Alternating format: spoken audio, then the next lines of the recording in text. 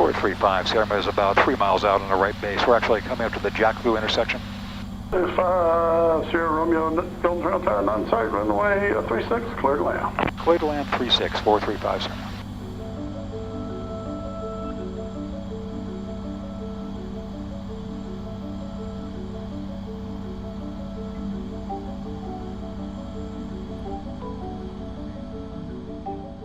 From the national media, small towns, medium-sized towns don't get so much of a chance because the big press shows up when there's a tornado or a shooting or something bizarre like biggest butter sculpture.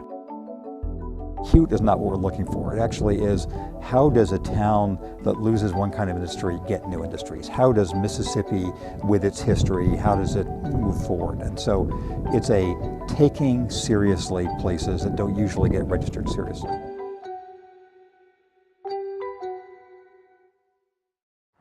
So we're standing right now right in front of the Lowndes County Courthouse, and behind us is 5th Street, which is one of the axes of downtown in Columbus, Mississippi, the other being where it crosses Main Street. We've been looking for places that have some real problems and also are finding some way to deal with them. We've seen more than 50 towns in our travels, but we keep coming back to Columbus. After a long downward economic spiral, this area has begun to transform itself. Brenda Lathan has lived here for over 40 years. In the early 2000s, we started to see a lot of our manufacturing jobs go overseas. People were very depressed because we lost so many jobs around that time, not just us, but the surrounding counties. This facility at the time it closed was called American Trouser. In 1991, there were 414 employees, and when they closed, they had 30 employees. Manufacturing in the area had all but disappeared until recently a new wave of businesses decided to relocate here. Now Brenda Lathan helps lead the Golden Triangle Development Link, the organization at the heart of Columbus's recovery. She works side by side with Joe Max Higgins, CEO of the link. Here's the history behind this. The former mayor of West Point, Kenny Deal, he was mayor for 32 years, believed in regionalism before anybody else believed in regionalism. And he was the catalyst for getting some of the things done in this area. And within the last 4 or 5 years, we've started putting the Golden Triangle together, so now we work for the entire Golden Triangle.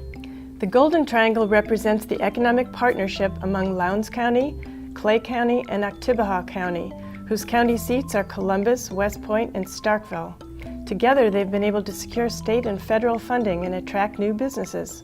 Before the link was formed, I think 1 or 2 legitimate prospects a year would come in and look. Once we started doing the link, it went on steroids. It wasn't uncommon for us to have 2, 3, sometimes 4 prospects in a week. In a period of about 12 years, we've just shy of $5 billion of investment. That just doesn't typically happen in places this small and this rural in the South. Steel Dynamics and PACCAR were some of the first to arrive in the late 2000s. Why is this plant here in this part of the country?